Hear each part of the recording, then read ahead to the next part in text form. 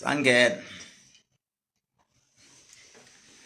Ya, sengiphakathi. Igama ngubhaka isibongo kanzama bathi ngihambile bathi ngibonile bathi ngizenzile bathi wathinta upha kodakwe yini. Umfana omncane ubhuqa bhuqa imizi abafokazana ngotholodwa labentshisi. Ithuluza ngampe la frequency mini. Bathi uxaba uxakile phansi emidilovo emfenix azoshuba kusangenzeka noma yini. Bathi ngumafavuke njengedla ngabane ngunogwajo obhadwa ikhuluni. Ngumfaka amakhanda inyoke namakhanda amabili elisithathu elenkosazana. Ngathini mina bathini bona kunjani manje? Ngasho sengiphakathi ngangena kwatatazela ababhemu, ngangena kwatatazela inyoni, ngangena kwajabula abangithandayo kajabula abafuna iqiniso bathi yangena inkosi yethu umphakathi nje manje awuzwa yini. Nansi-ke into engifuna niyazi ngami mina emhlabeni jikelele, angisabi, angisabseki, sinqume ngisithathile futhi angisijiki. Mina ke lo angisabi futhi angisabseki. Sengisho ukuthi noma yini mangiyikhuluma into la angiyikhuluma into engayazi. Mangikhuluma into ngisuke ngiyazi. Ngicela abantu ukubonga kuzona zonke lezi inyanga ebeyifike kumina la. Ngiyabonga abafowethu ngeke nginibize ngamagameni ngoba azivumelananga ngizonibiza. Ngiyabonga kulezi inyanga ezifike kumina zihamba ngeemoto zilandelana zizohlambuluka. Ngiyabonga amadoda. Ngiyazi ningibukele manje. Ngibonga inhlambuluko enifike nayenza la. Ngeke ngisachaza ukuthi iphi inhlambuluko eniyenzile. Kodwa ngiyazibonga zonke inyanga lezi ezifikile kumina nikhombisa abafethu ukuthi namadoda. Niyabona ukuthi bengabe ngilwa la ngigxeka ngisuke ngingagxeki inyanga, ngisuke ngigxeka isenzo senyanga. Hayi zonke. Ngiyabonga ezinyangeni ekwazi ukuhlukanisa ukuthi la ukhingibhakalo nezinyanga kodwa ukhuluma ngezenzo ezenziwa ezinye izinyanga bengabe zidlala ngabantu. Ngibonga nje leyo wisdom bafowethu. Mbonge kunithathe isibindi ukuthi nikwazi ukuza kumina ngoba ngiyazazi ukuthi akulula nje into evele inqonde ithi izohlambuluka kumina ngako konke okwenzakalayo kwi-industry. Ngiyabonga bafowethu. Bese futhi ngibonge labe ngithe ngikhuluma udaba la Professor Gumede bangizwa ngithini. Wena ongangizwanga fuck off indaba ake ngizwe ngawe. Ngibonga laba engithe mangikhuluma udaba lwenyanga futhi lo mbishop omkhulu uProfessor Gumede bangizwa ukuthi ngithini abaningi.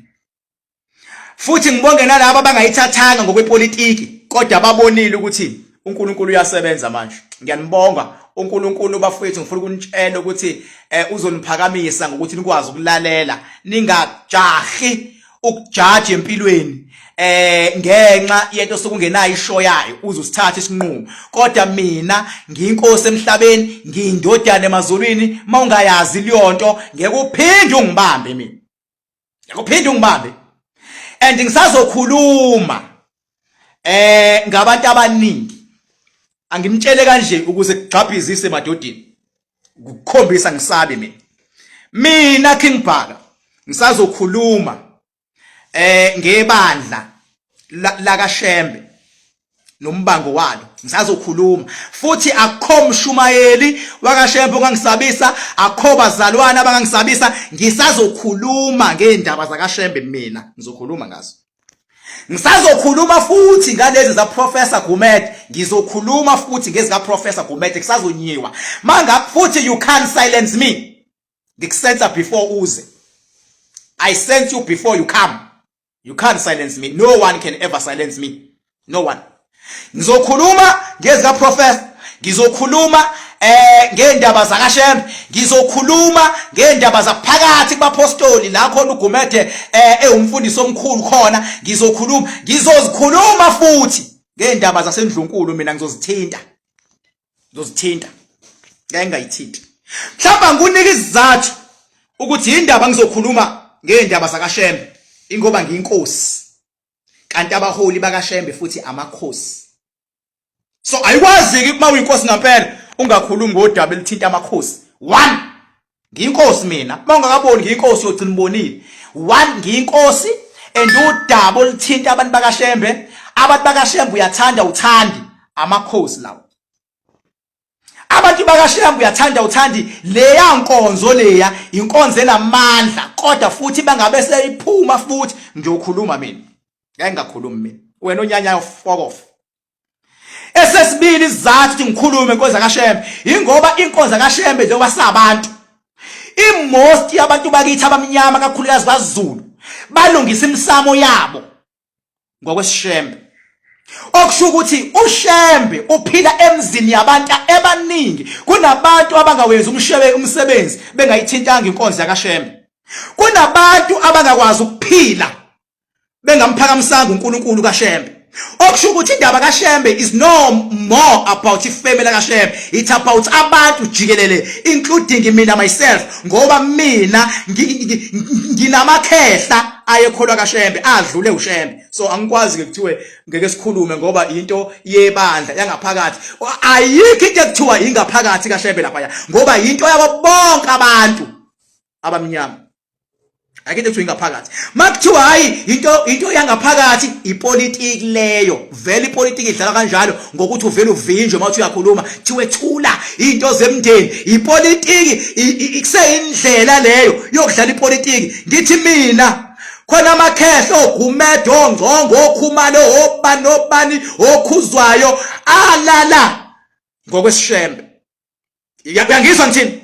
Uma ngabe kunesimo esilahla idirection noma sekudliwa amandla enkosi thizeni ayanyakaza lawo makhehle asemzini yahlukahlukene. Mina njengoKing Bhaka ungasafi ngasatshiswa ngizokhuluma ngoba uShembe akathinta umndeni kaShembe uthinta wonke umuntu jikelele. Wonke umuntu jikelele. Lapha kaShembe kusonto abantu bakaShembe kuphela khona zonke izibongo ezikhona ngaphakathi. Lapha kaShembe akudunyisa umuntu kudunyisa uNkulunkulu lapha kaShembe. Ngizokhuluma ngelinye ilanga ngizokhuluma. Lapha kaShembe khona ngishaba meli khona ngishama judge khona ngishama police khona yonke inhlobo yomuntu ongayicabanga bahlakaniphile ngezinga eliphezulu abantu bakaShembe. Kodwa imfihlakalo yasezulwini yeyami ngizokhuluma one day. Ila uzobona khona athi ngiyonto yokudlala mina. Ngasho ngathi mina ugobela wami uNkulunkulu ngizokhuluma ngizwane ngikhuluma kothi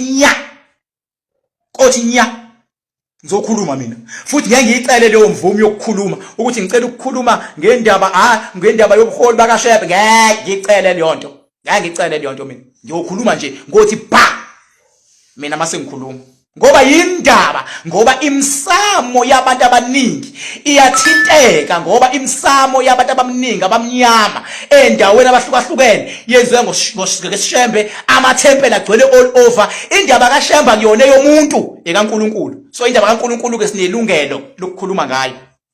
Asizuzwa ke ngabafundisi abathili abazokuthula ngeke. Futhi ngizwane ngikhulumile bonke abakaShembe bongivuma bothi hayi inkosi ngempela ngoba ngeke ngicheme.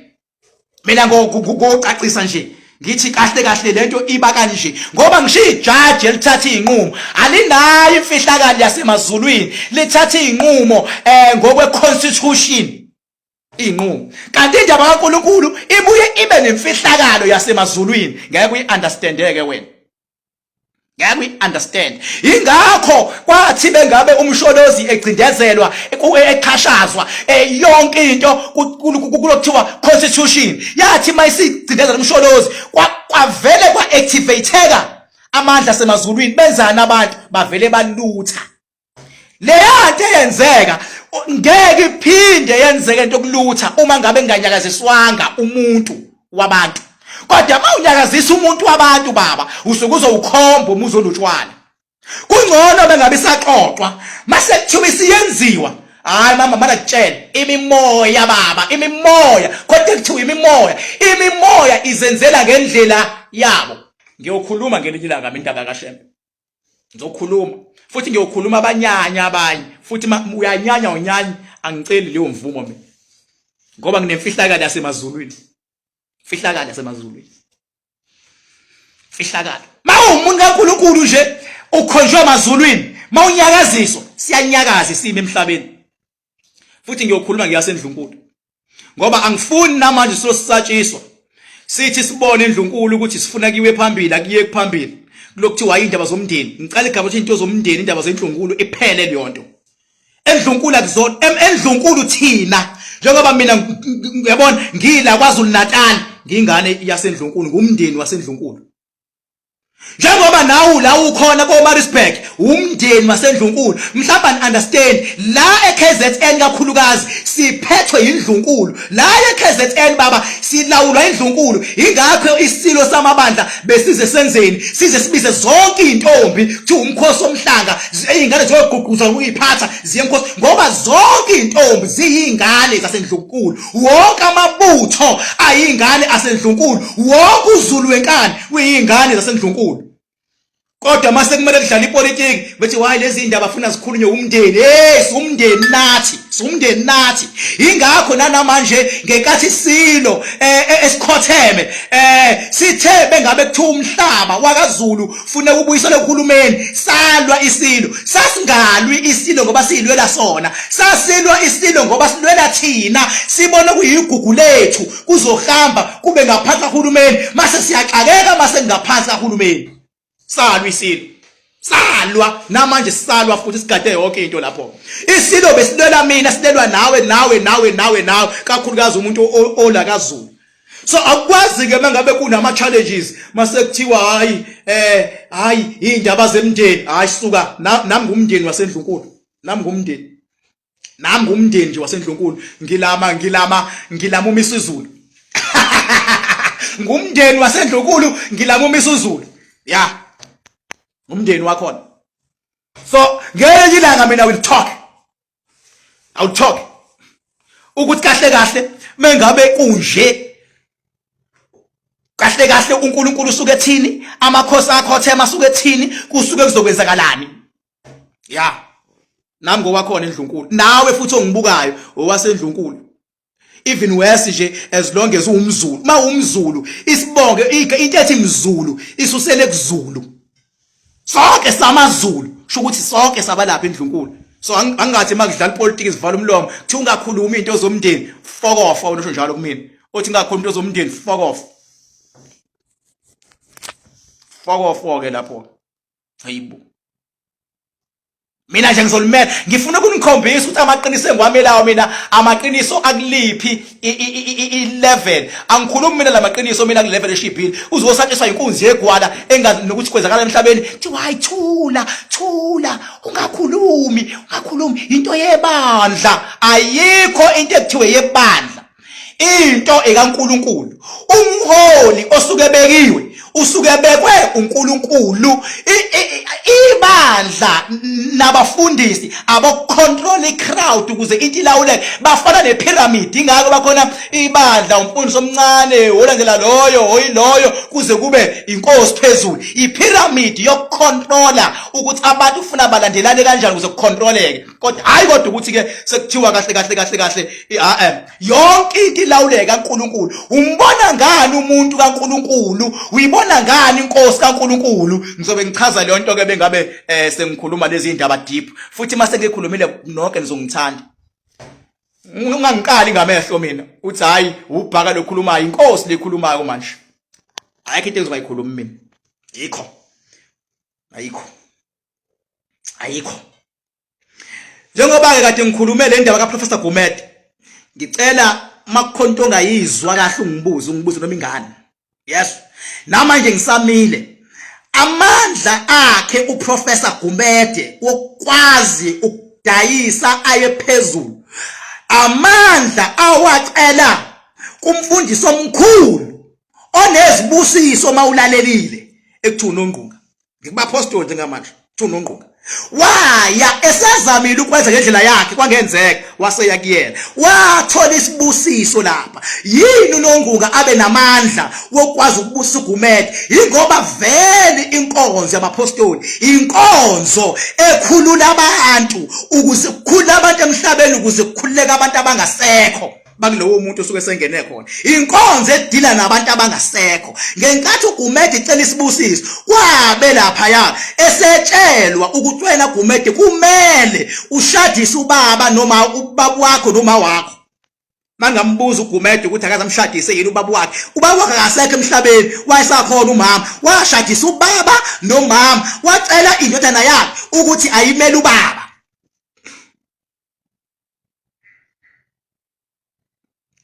Oh, baba yi-trojent kushado amadodana akhe aba yi-trojent lapha ya.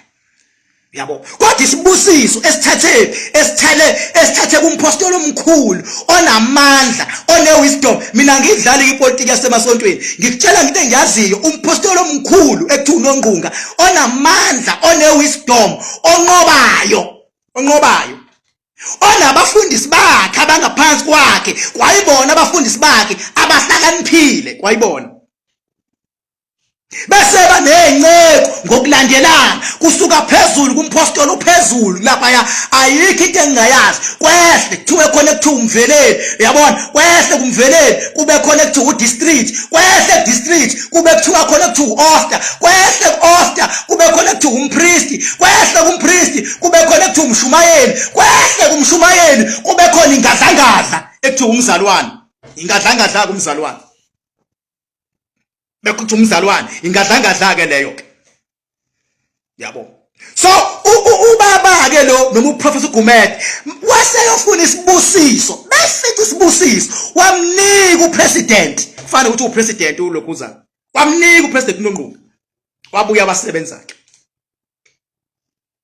Kodwa bengabe sesebenza bese kumele bengabe enama challenges ke manje, yabona, ukuthi mhlambe kunomsindo kunani bekumele akhale kuphi manje, ukhala kumuntu okunikeza amandla, awulwi ngoba vele umsindo awufuneki. Kwase ngokuthi ke uyabona mangingasabona ngalolinye kwase kuyaliwa ke ngaphakathi endlini ke, wele once kwaba nomsindo ngishokini beke kwaba nomsindo nyothi khona umuntu onithakathayo, kanti nixabana nodwa umuntu wangaphandle bese yangena kazofeza inhloso, mase nikhombana nodwa ningaphakathi nisuke senibhubha ke lapho. Nawe ndodola awuxabani nomkakho, ngoba manicabana nizoxabana kakhulu, nibukaniseke kubantu, nigcine nidivorce, nigcine kuhlukanisa izitha, gcine phupho omunye. Akuxatshwana, anoqinisekisa ukuthi kubiwa moya munye ngaphakathi ekhaya.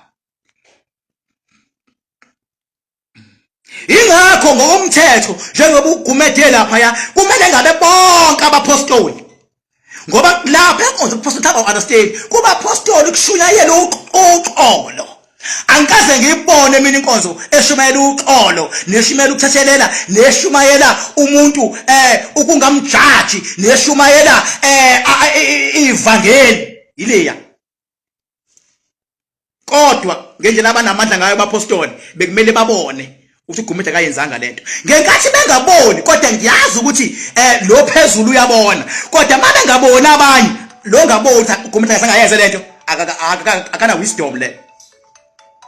Wena ocabanga ukuthi uGumede wayenza ngempela lento esowayenza, awunayo wisdom, awunayo. Nawo la uyinyoni nje, awuna wisdom, ngoba ngelinye ilanga kuzoqanjwa ingane yakhe amanga funa sikholwe thina, hayi.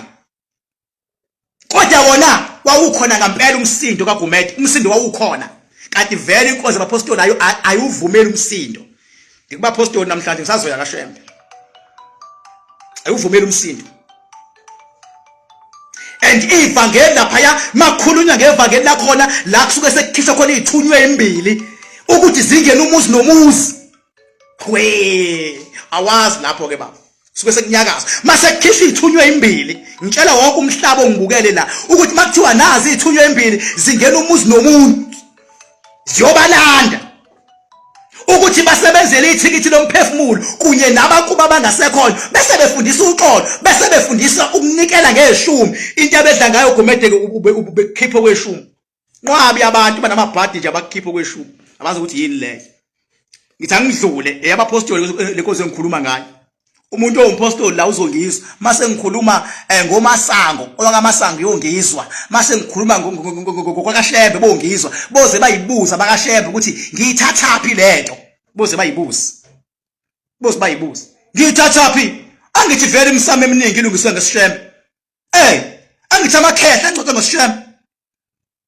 Asikwazi ukungayazi lento, ngoba phela lento iphila emzini yethu nje, iphila emakhaya yethu nje lento, asikwazi ukungayazi phela. Uyabona ula ungaka understand ukuthi bengabe usenkonzweni kaShembe umuthi awufuneki, awazi lutho mfana. Uqala lapho nje, awazi lutho. Mawungakazi ukuthi mawukaShembe umuthi awufuneki, mawusathi uhamba inkonzo kaShembe ube uphethe imithi eceleni, awakabe uShembe ngempela. But ngiyikhuluma mase ngiyikhuluma leyo nto.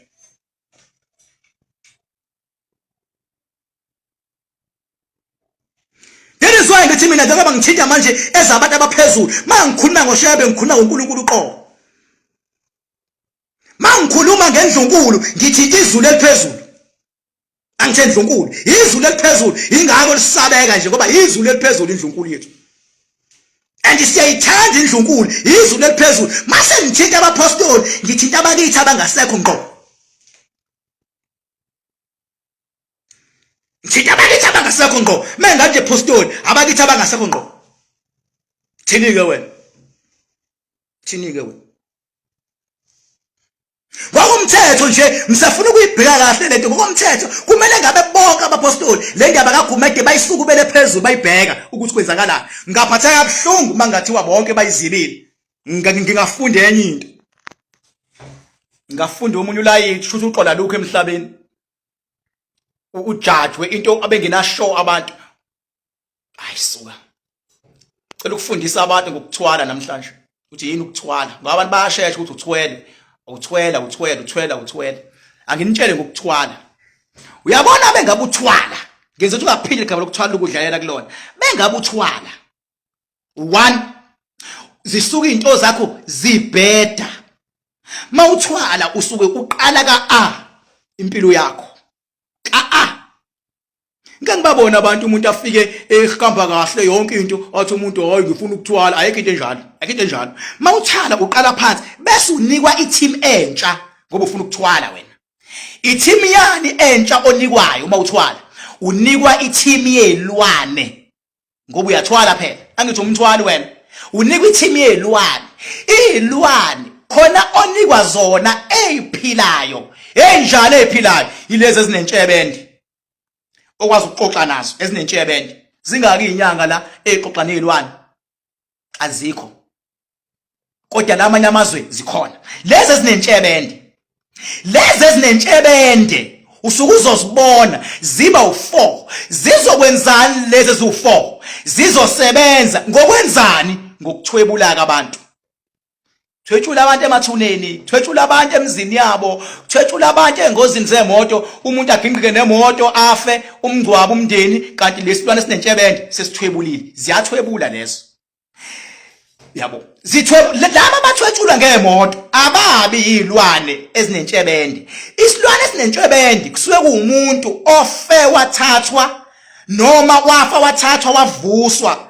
Ukubona uma ngabe kushayisa imoto umuntu uthola ukuthi imoto ayilimalanga kakhulu kodwa umuntu okade la thi ushonile uthula uthe noma ingane ilahlekile yaduka ayitholwa isuka ithathiwe mayisifakwa isipikili mase kulindwa 7 days zisifakile isipikili emgedini mayisingane yafinyela ifinyela mayisifinyelile izibe emfushane ayiqali imili intshebe. Kodwa from ekufinyeleni kuzothi lezi ezenze yamfushane sezizohamba nayo maziyoganga ziyayiqeqesha funa inamathele kuzona. Wena wabona ikhwale lenkawu inamathele kunini funa inamathele zigangise kuthiwa yini? Kuthiwa isilwane esisha esisanda kwakhiwa. Ngoba into efinyeza umuntu iphila kanjani? Iphila ngegazi lomuntu leyo nto. Iphila ngani? Ngegazi lomuntu. Ngegazi lomuntu. Ukuthwala ke lokho ke. Ngoba unezinto ozokhuluma ngingamuza umuntu athi mina nginento ezokuthuma ozoyithuma iyotshontsha imali usuke kudakelwa leyo. Into okwazi ukuyithuma isilwane esinentshebende ohlala phansi naso uthi ngifuna u1 no2 no3 no4 mase siyasuka siyahamba senzani sivula isicapha asambasambi noma ikanjani leso. Asambasambi noma ikanjani leso. Yabo. Mawuzwa kwakho uthi ulele kunesicapha sivuleke engathi khona umuntu ongenayo kusuke kufike isilwane esinentshebende sinezandla sikwazi ukuvula. Kodwa masingafikanga esinentshebende kufike umoya uzothi ungazwanga lutho ingena bese kodwa uba nevision njengoba ulele kube ngathi khona into engenayo ungayizwanga ukuthi ingena ivision bese uyacindezeleka. Umoya ke loyo ke yini umoya? Into eyakhiwa yilo muntu onentshebe ende. Lo muntu onentshebende yini umsebenzi wakhe? Ukuthwebula imimoya lecindezela abantu. Nokuthwebula imimoya ecindezela abantu yenzani yona? Ithatha izinhlanhla emzini yabantu ibakhatha abantu ilecindezela imimoya yakhe. Imimoya lecindezela abantu iphila ngani? Iphila ngegazi lenkomo. le cindezelayo into leyo ongayazi ukuthi yenzeke kanjani wena into efikayo nje mhlawumbe uhambile wayenyangene egangile yakunikeza umuthi kanti lowo muthi uhamba nemimoya then iphila ngegazi lenkomo bese kuthi le mimoya le enentshebendi iphila ngani ngegazi lomuntu leyo ke igazi lomuntu ke leyo ke kanjani King Bhaka ufuna uhlala ubulala umuntu ukuze ahlala amandla akhona kodwa awubulala umuntu ungakhushulwanga ukubulala umuntu akwazi ingakho ngithi mina uprofessor Gumede akakaza athwale ngiyanitshela akaza athwale ngisho ungambuza into abeyazi wazi nje yena ukushumayela ivangeli into abeyazi yena wazi amandla ompostoli uNongunga into abeyazi yena wazi ukuthukana bese abantu beyajabula ke befuna ukumuza wethuka ingathi bejabula bese edayisa imbiza yakhe leya mayedayisa imbiza athi lapha ingculazi nangempela abanye abantu babefika siyakhumbula kwa workshop nami ngakabi uking ngisadlula nami phela ngake ngadlula ngangibezwa abantu mangithi khona inyanga yayibuka mina benyanya nami ngangidlule workshop ngibuka uGumede yes ngithe mina mase ngilapha uGumede wayeselaphela ngenhla ngilaphela ngezansi nami kodwa iqiniso lithi ngambuka nalezi inyanga engangizisho ngithi beyibuka mina zazi ngibuka zithe mase ilapha zaseyilapha kodwa iqiniso lithi beyibuka mina manje vele izokholo zake inyoni ithi ngimbuka nguBhaka fuck off wawungibuka inyoni sanga yini enzima ukuthi nami ngambuka uGumede ngithe mase ngiphakama sangazwana ngaphela kumnandi phela umuntu mayesengena vele nawe emkhakheni okhona bese yawu excela uyabo sangazwana uyabo masingazwani kodwa akufikanga ukuthi singabulalana ngoba yini akayena umbulali ekuthiwa uGumede kwakumbulali wezongibulala mina wezongibulala phela imino waqala ngagolozela uGumede workshop ngasuka lapho ngayogoloza isiphingo kodwa isiphingo ngoba umuntu ongazwani nokuthula wathi bebothi ngiyagoloza enabantu abaningi wangena emotweni wahamba wangishiya ngasala mina isiphingo bazoyikhumbula abaningi leyonto sihlangana isiphingo ezolapha nami ngizolapha sahlangana phezulu yabo so uthini ke kumina ekuthiwa wayehumbulali cha uNkulunkulu wayezongibulala akakaze angithumele ngisho isecurity ukuthi ake liyobheka uBhaka cha akakaze angithumelele lona futhi nami angakaze ngimthumelele ngenyoni ngithi hambe yombheka akakaze bengizonitshela ukuthi hey lo muntu laphela uyingozi wakwaza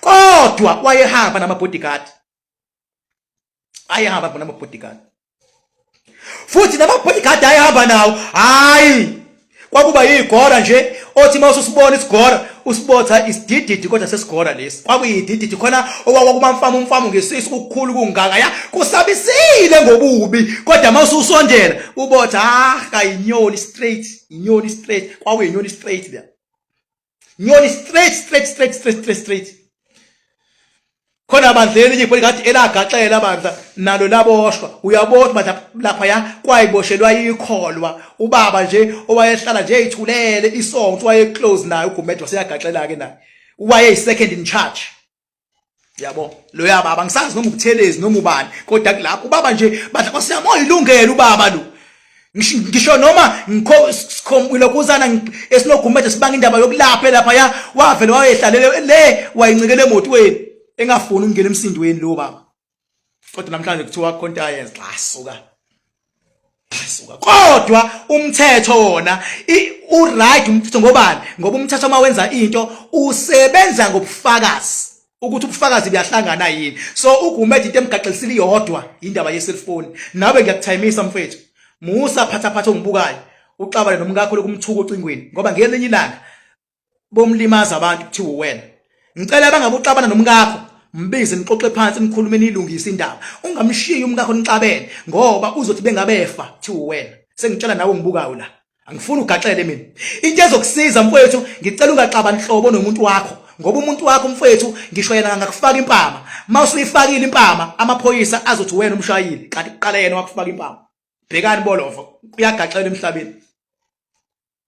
emhlabeni yabo lento engizikhuluma mina lalela ngiyinkosi mina uNkulunkulu mina uyakhuluma ngami mina ingakho mina ngikwazi ukukhuluma indaba zabantu ke manje as ama individuals. Mangikwazi ukukhuluma indaba ezingaka, ngahlulwa yini ukukhuluma indaba yomuntu as individual? Mangikwazi ukuthinta indaba ezingaka. Hayibo, kahleni madoda. Kahleni. Kahleni nje. Ngeke. Ngisazokhuluma mina. Mina mhlawumbe ungiboni namhlanje ngigqoke ngisho ezimhlophe impela. Ngigqoke ngisho ezimhlophe, ngathi umNazaretha, ngisho ezimhlophe, ngathi umNazaretha. Yabo. So nje mina ngifuni nje kube sengazi ukuthi khona izinto ezingacaca hayisuka. Umuntu bekho nje uNkulunkulu baba, ngisho wena nezimpintshi zakho ngangamthanda. Bekho nje uNkulunkulu. Yazi ngithini? Ithi umuntu bekho nje uNkulunkulu, ekhonjwa amathongo. Ngisho wena nezimpintshi zakho ngangamthanda, ngeke nilunge. Funa ngizonika imfihlakalo mase ngikhuluma lethinta ibandla. Ngizonika mase ngikhuluma kaShembe, okwanamhlanje nje ngithinta abapostoli, ngizwe kaShembe mase ngendlunkulu. Ngeke. Mina ngoba yindaba indlunkulu imele thina. Mina hayi nami ngowalapha mina indlunkulu mina. Ngibhaka owasendlunkulu leKwaZulu. Ingakho mangihamba kuthiwa wena ngithi ngumZulu. Ngisuke ngiqonda ukuthi mama ngithi ngumZulu, ngisuke ngiqonda ukuthi nguZulu isibongo. Manje ngumZulu. Hawu, uzala ubani lapha? Lalela ungangibuza into eziningi. Ngilama inkosi umisa izulu.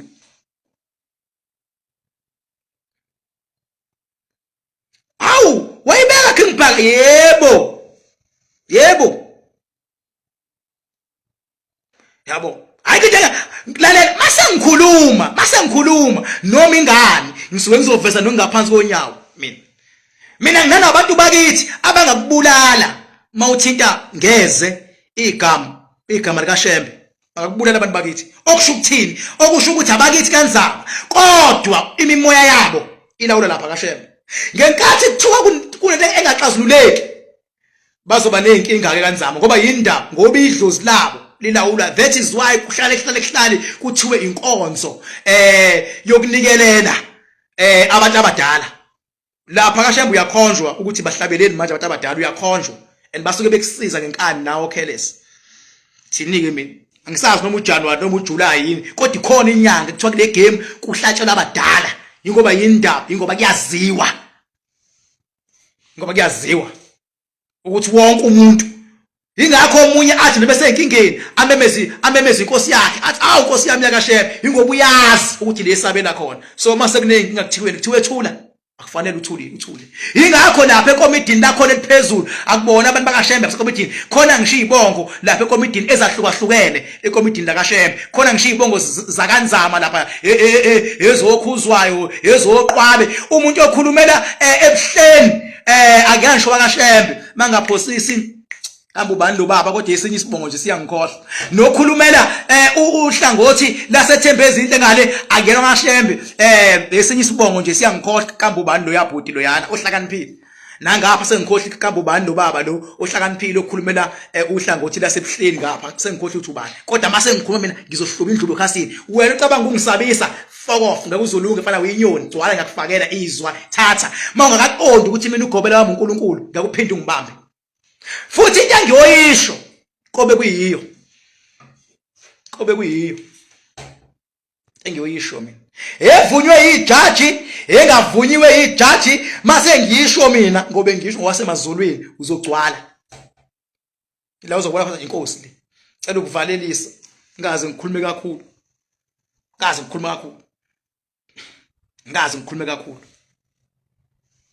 yabo ya ngaze ngikhulume kakhulu shela uxolo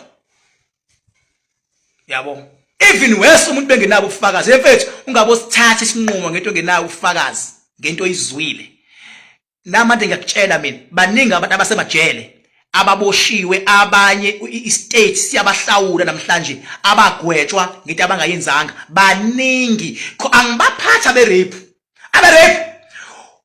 u85% yabantu abasemajele ekuthiwa abarephile abarephile.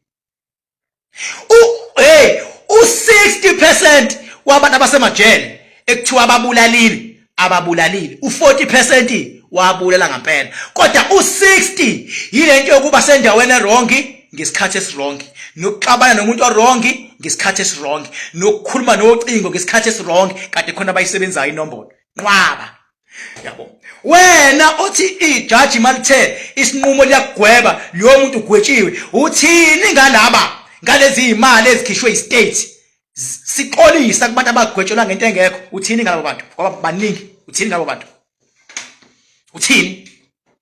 Ngoba phela umuntu olapha oyijaji manje uqoqa ubufakazi ingakho icala lihlehla kuthiwe nawe ummeli wakhe akakukhulumele nalo akakukhulumele mawulanda ummeli kanti ulanda ixoku lommeli avela kudayise ijaji ngenkulumo yakho yokuthi ingaphansi kwaleya lo okucindezelayo uzogwetshwa ungalazi icala udayiswe ummeli. Mhlawumbe wazi mfethu ukuthi nabameli bayathengeka.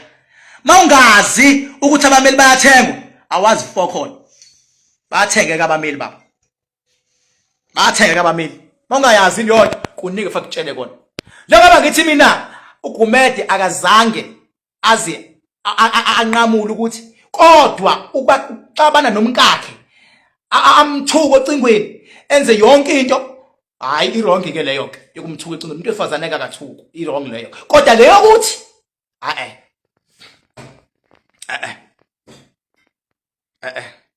ngicela ungizwe la ukhona ngoba ngelinye ilanga nawe bayokuqambela amanga waqanjela umuntu amanga ungawazi ngempela and ngenhlanhla nginaqanjela amanga ngisho emsebenzini bakuqambela amanga emsebenzini athi untshontsha into ngayintshontshanga uzuqoshwa ngempela ngamanga.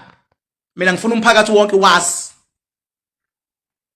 ya hawu ngeke phela hawu ngeke ngibhaka lo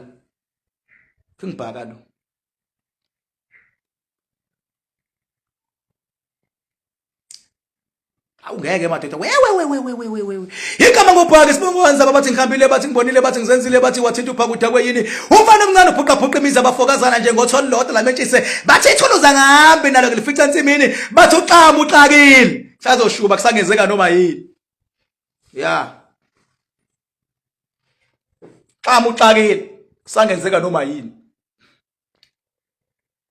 Hawu mina ngake ngaqanjelwa mina ngitshela iqiniso mina namanje khona leyo article namanje lengabona court amanga khona emhlabeni namanje ikhona lo article ngiqanjelwa ukheli khuma lamanga after kube nongaboni ngasolinye hotela la ngenihotela wathi bengabe seya kwi Drum magazine wathi mina Bhaka ngithe kuyena into emenze angithinte ngoba wangithinta hayi ukuthi wangishaya wangithinta nje kabuhlungwana kodwa mama la wangithinta mama la hayi ukuthi wangishaya cha wathi ngathinteka rough la kwaukuthi ke angibuyiseli umuntu wesifazane emakhonto engasila yenze kumina umuntu wesifazane ngiyamhlonipha wathi maye ngithinta ngesandla siqinile la uyabo wangithinta kwaqina ukona wathinta kwaqina wathi ngci kodwa hayi ukuthi kuthiwe ngashawa cha ngathinta wangithinta la esengithintile kwase kumele ngibe lobuhlakani ngoba nami ngangakwazi ukumthinta nginamandla ngaphezulu kwakhe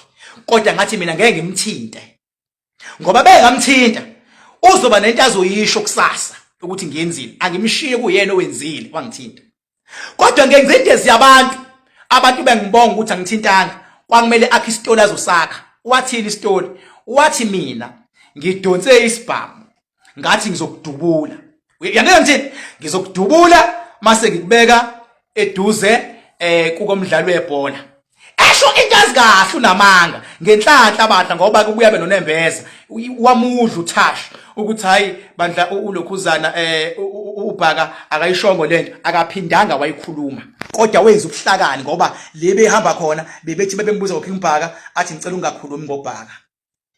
Let me not talk about this interview, just make it a point ukuthi is not going to be about mina noBhaka. Then lapho wayesehlakaniphile kodwa esayiqala ethi mina ngabothi yazi ngempela kuthiwa khona abantu abazokholwa bathi hayi ngeke uBhaka usidonsa lapha isibhamu wathi ngizombulala lo ngimbeke eduze kukasenze angikakaze ngisho liyonto ngenhlanhla bawarealize ukuthi ubenza iphutha ngokusho liyonto mfethu abangenye ilanga ngiyokubuza ukuthi bangaka amanga oqanjele wona emhlabeni wena ake mfethu oba ungibuka la ake uyibuze ukuthi wena ke as a person mangaka amanga oqanjelwe wona uthema uqanjelwa bangaka abakholiwe amanga obuqanjelwa wona.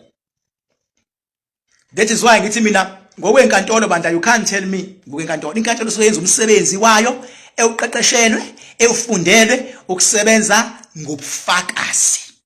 That is why ngangi-advise abanye ngithi mangabe uboshwa ngiyacela ungaxabani nomsishi.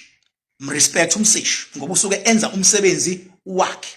Ungaxabani nomsishi. Okunalokho menza umsishi abe umngani wakho. Ngale ebaba kuliwa nephoyisa. Awuli nephoyisa. Inkantolo mayithi enza ukuthi awulwisani nenkantolo. Inkantolo iyahlonishwa inkantolo. Inkantolo yuNkulunkulu wasemhlabeni mawungazi wena. Uyalibona lejaji libekwe lapha ya? La jaji libekwa lingathatha isinqumo liqede ngempilo yakho. Lela jaji lapha ya. Ngalithatha kancane. Ngeke ngibabona abanye vele umuntu akhulume kambi nje ngenkantolo akhulume kambi ngejaji ebaba liyahlonishwa ijaji ngoba le yamiyezane kulona ihamba namandla okuthatha inqumo kwenye level. Ngiyakutshela mfana wami iphoyisa liyahlonishwa ngoba iphoyisa ziyazi ngisho igebengu ayikho impi engaphezulu kwempi yephoyisa.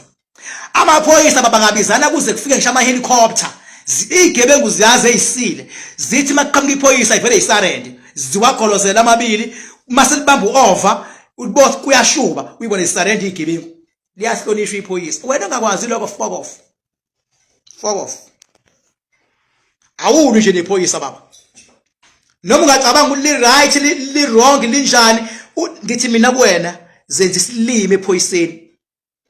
Ifana nomuntu mayisekhombe isigebengu sikukhombe ngesibhamu zenza isilime esigebengwini singasi ukukhombela isigebengu ngesibhamu noma ngabe ithoyizi okhombela isigebengu ngalo zenza isilime esigebengu ngoba unayo ishoka ukuthi ithoyizi zenza isilime. Cela ukubonga kakhulu ngicela ukuyibamba la inkulumo yami kodwa ngelinye ilanga lento engiyishoyo niyongivuma futhi niyongizwa. Mafuni number yami 0798130260 inamba kakhe ngibhaka ke uphike ngibhaka uhlala kuphi ngibhaka ikona nje la ebukhosini ila ngihlala khona ikona la lela sange lapha ilona lapha phambili yebo ilona agcini futhi lapha agcini lapha nanti elinye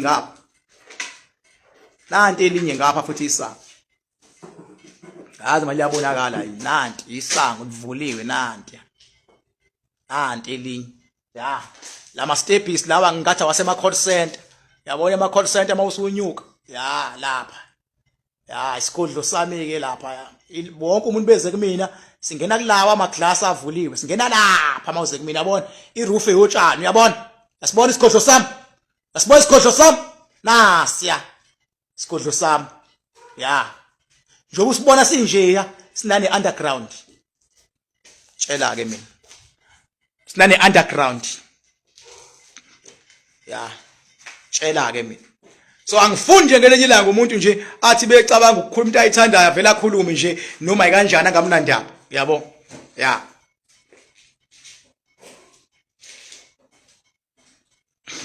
ngangibuza noma ingane ke mina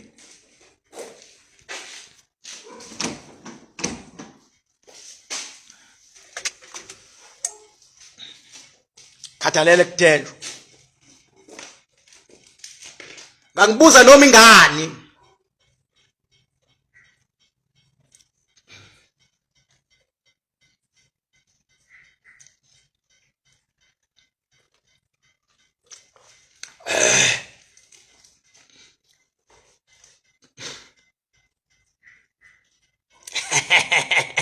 engaze ngamthanda bafethu hayibo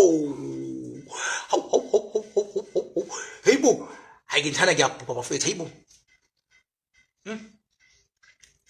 uzanile eSwatini cela ukhulume ngombuso wasemazulwini king ngizokhuluma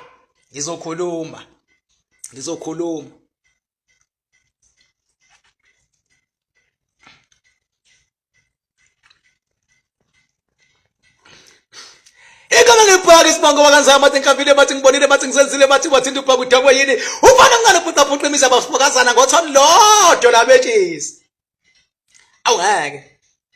Awungeke madoda. Hayi ningakhulumi ezemndeni. Hayibo. Libo. Nami ngumndeni. Nje. I'm very proud ukuthi ngibe umZulu mina. I'm very proud ngibe umZulu. To be a Zulu, I'm very proud. Ngizokhuluma. Futhi mase ngikhuluma ukuthi nya ngiyonitshela mina ngizokhuluma. Hayi ngiyokhuluma ukuthi nya futhi ngiyokhuluma umhlaba unyakazi mina. Ngiyokhuluma umhlaba unyakazi. Futhi nje ngizokhuluma maduze nje ngizobeka idate. Awungeke phela madoda sibone kuxhashazwe impela kube khona umholi nje ozovela axhaphazeke uthi uyangapha hayibo na ukuxhashazwana. Hayi ngeke madoda kubhlungu phela ngeke siyabuka phela thina. Cha bafethu ngicela ukuvalelisa ngoba mangabe ngiphela ukuthi ngizokhuluma le video zibe 2 hours. Papa yini bahlonishwe ngiyanithanda uri. Ya. Kodwa ke ngolosithathu ngizobuya. Mangibuya ngolosithathu ngizobe sengikhuluma ke ngeindaba ezithinta wena ke manje. Ngizobe ngithinta wena ke manje. Ngibonge bandla kuyinyanga ezifikile zizohlambuluka kumina.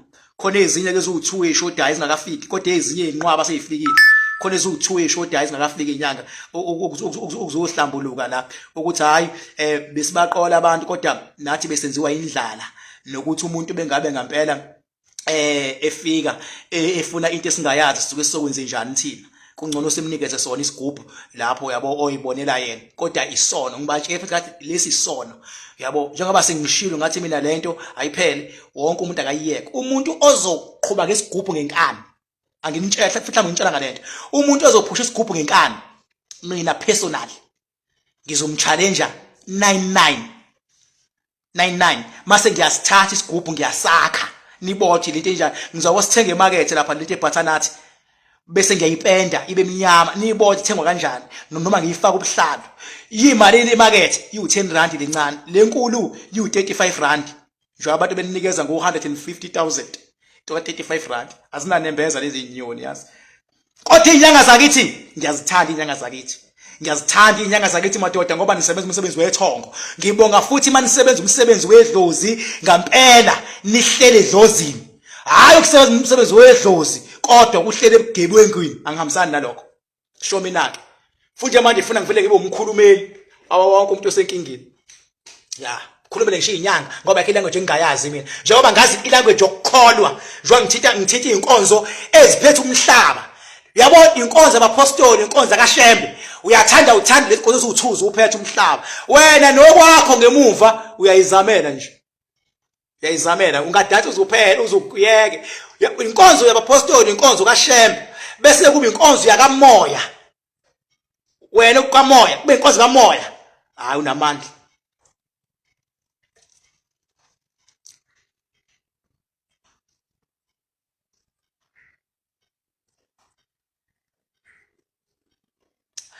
Papa yini bafethu ayi lento iyabhetha uvasane ngingabusakwazi ukuphuma ayi futhi labantu amadoda yabona uma uthanda abantu ukuthi uzophuma vele basaphumeka hayi longela ayi ngicela ukuvalelisa papa yini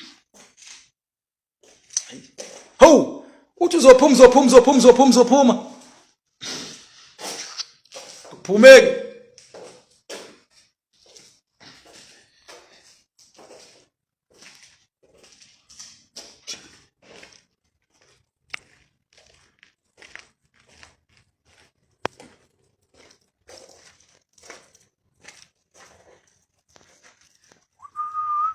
ikhala baba nezindle eziningi nazi khona ngisho nga understandeki ukuthi inhloboni yendlu nansi ayibole nama steps angenawo nanka phela ama steps ngena la athi ngiphendula icamera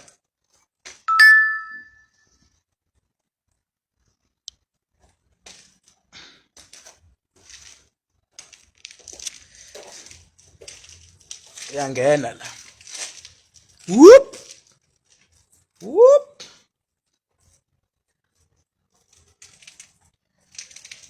nansi enye phesheya